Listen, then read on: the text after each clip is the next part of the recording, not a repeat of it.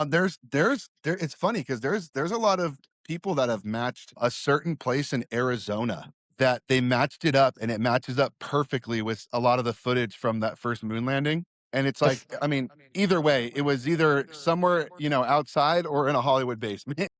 No, it Yeah, was looking not. yeah, no, exactly. I was about to Yeah, it was looking not at the real. first moon landing is hilarious.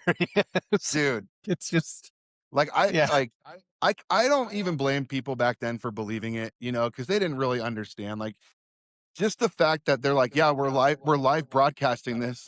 They were, like, blown away that they were live broadcasting to begin with, much less the Yeah. moon. They were like, "Okay, this has to be real." Yeah, yeah, it was so outrageous that it was like and they didn't know it's hard when you haven't had technology your whole life, right? Of course. Like, when you have it your whole life, it's a little easier to spot things, like, we've had 60 plus years of technology, we look at it now, we're like, "Dude, that's the fakest shit I've ever seen." Yeah. Yeah, no, I mean, to me, it's not even the footage that's so compelling. It's all the other things that you can look at, right?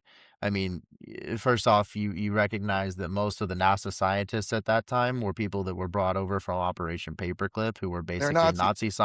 Nazi scientists. You look at what NASA actually means. NASA means to deceive, right, in Latin, and then on top of that, you talk about a government that has literally lied about everything from that period of time. So, I mean, they lied about the Vietnam War, right? They lied about so it's like, okay, would you have reason to lie?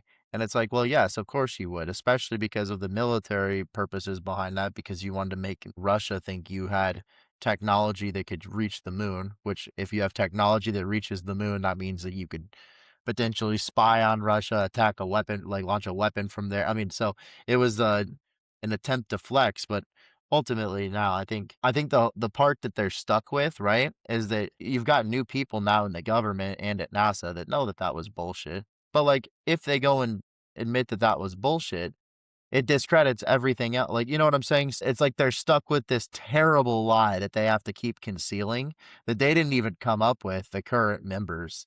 But they're like, "Well, shit, we have to somehow, as smart as we are, to be able to actually be working on stuff that might be going to space, we have to have such a terrible lie about this." Yeah.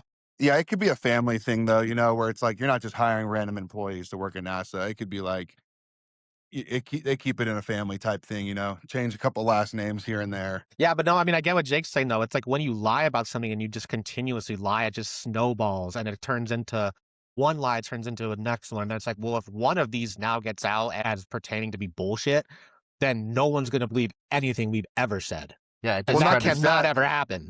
right, not especially if just you're a that. government. Yeah, not just that. It's like, what have you been doing with our 800 plus $1 million in tax money every year? Yeah.